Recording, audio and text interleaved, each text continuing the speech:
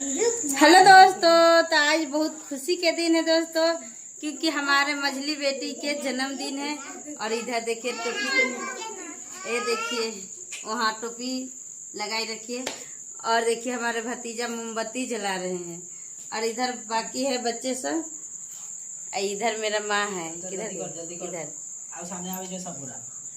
एक इधर है दाई। और बाकी हम लोग देखिए तैयारी में है। तो आप लोग ऐसे वीडियो में बना ले, ठीक है।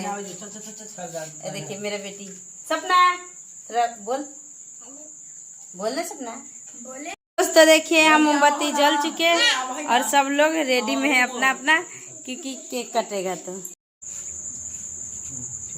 हेलो दोस्तों, देखिए यहाँ केक कट गए और केक कट के भी हैप्पी बर्थडे मन गए। तो आप लोग भी आइए और केक खा लीजिए। लीजिए दोस्तों, आप लोग भी खा लीजिए और कमेंट में जरूर